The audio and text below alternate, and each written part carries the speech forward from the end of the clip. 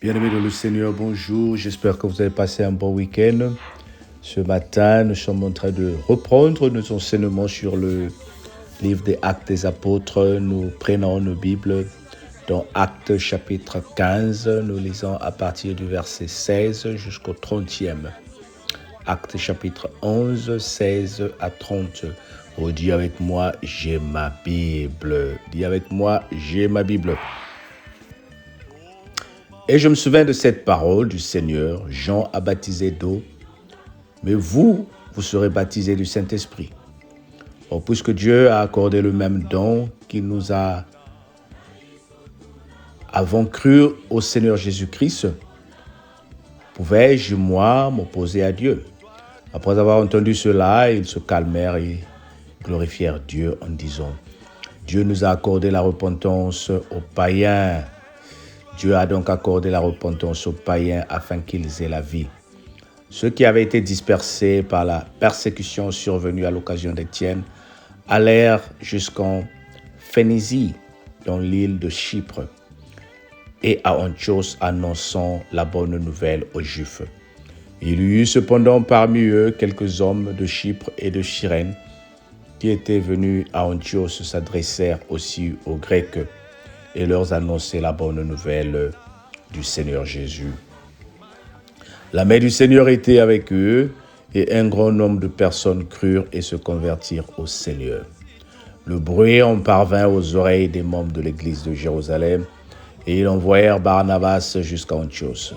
Lorsqu'il fut arrivé et qu'il vit la grâce de Dieu, il se réjouit, et il les exhorta tous à rester d'un cœur ferme, attaché aux enseignements, car c'était bien un homme de bien, plein d'esprit saint et de foi, et une foule assez nombreuse du Seigneur se joignit au Seigneur.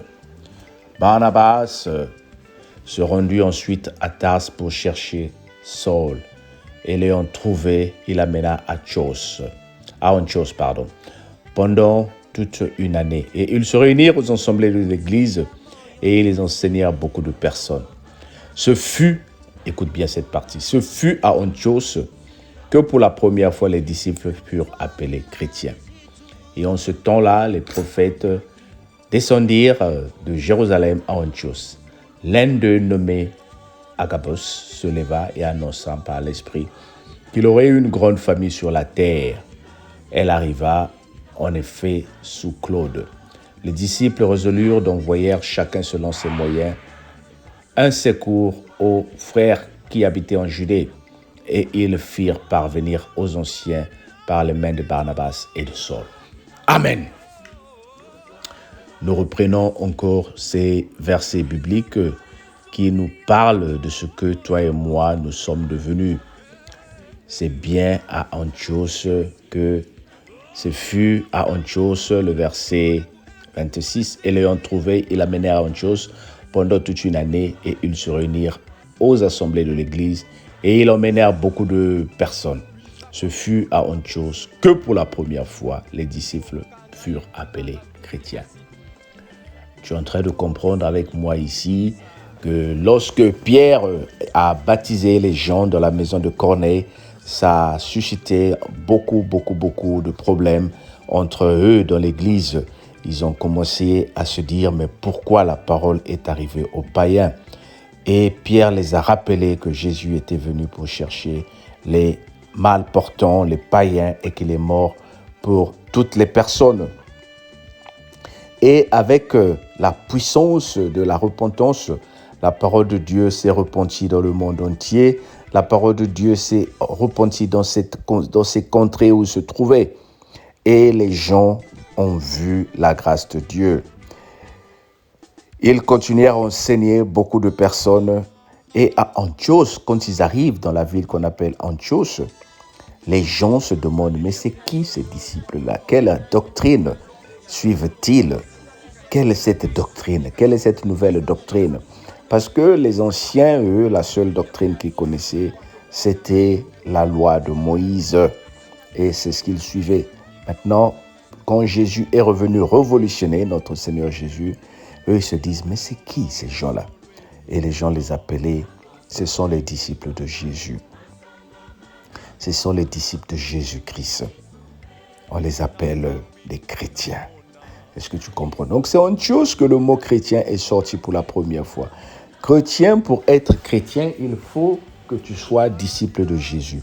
Voilà pourquoi la Bible dit dans Matthieu, à partir du chapitre 28, allez-y dans toutes les nations et faites de toutes les nations mes disciples, à partir du verset 16 jusqu'à la fin. Dieu recommandait et ils recommandèrent aux enfants, au peuple d'Israël, à ses disciples d'aller, d'élargir. Et quand ils ont commencé à amener cette nouvelle doctrine en parlant du Seigneur Jésus-Christ, les miracles s'accomplissaient, les gens étaient guéris, les gens donnaient leur vie à Jésus, ils étaient baptisés, ils recevaient le royaume de Dieu, ils recevaient le Saint-Esprit. Et il y a des gens qui parlaient en langue. Les gens étaient émus, les gens étaient stupéfiés. Ils se disaient, mais qui sont ces personnes? On les appelait les chrétiens. Donc c'est une chose pour la première fois que le mot chrétien est apparu. Alors, que veut dire chrétien? Toi et moi, nous nous appelons chrétiens. Mais chrétien, ça veut dire celui qui vit selon notre Seigneur Jésus-Christ. Pour être chrétien, il faut d'abord que tu sois disciple. Nous avons déjà étudié les disciples, les enseignements des disciples.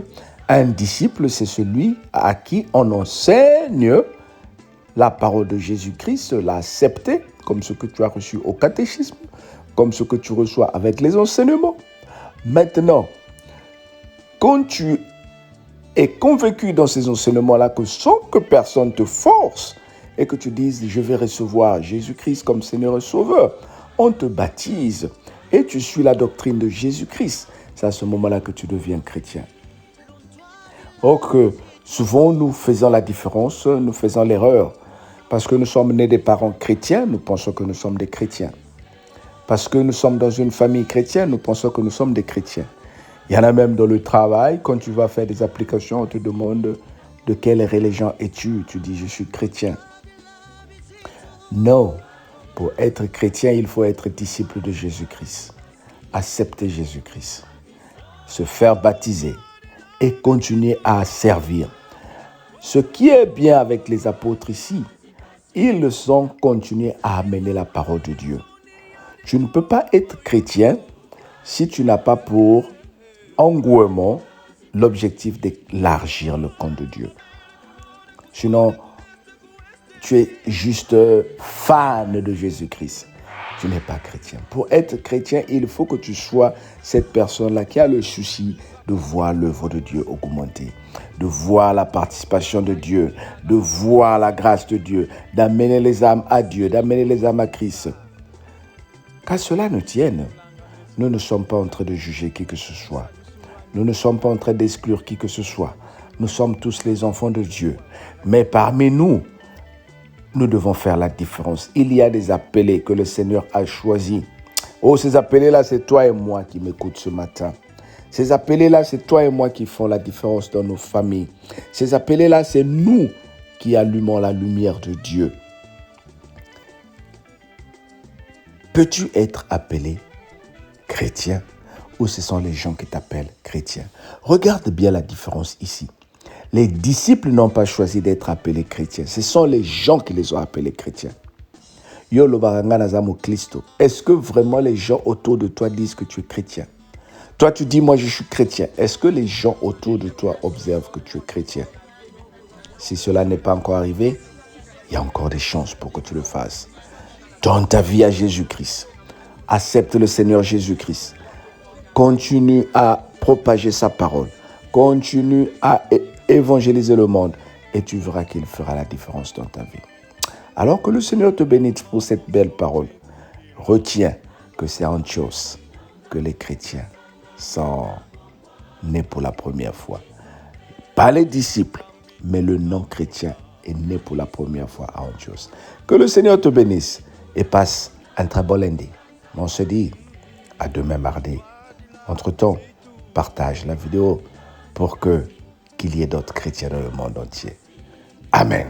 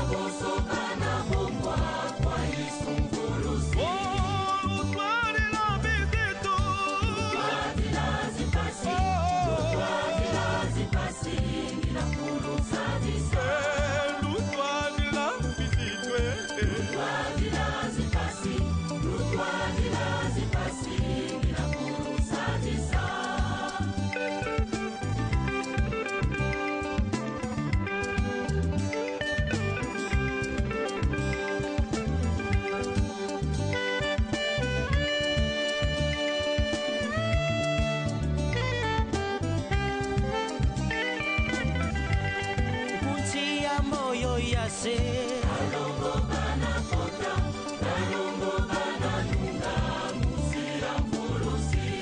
Lontwa di la bizitu Alombe voba mwaki, mono ifungisanga, musulu jadise. Lontwa di la bizitu Lutwa di la zipasi, nina fulu sadisa. Lontwa di la bizitu Lutwa di la zipasi, nina fulu sadisa. Lutwa di la bizitu. Lutwa di la zipasi, nina fulu sadisa. Iza kwa Yesu ni alitoa moyo. Lutwa di la zipasi, nina fulu sadisa. Babele kuone kusude kueste kueste. Lutwa di la zipasi, nina fulu sadisa. Luiza kwa mono luba bonsono Utovu kanga yeti kanga mbidi azitu Mono si ikulu fudisa Seno langa mesomami kuna miongo Usa dusulwami kwelu natuka Usa dusulwami lutukanga kwa pumu wa vanga disulu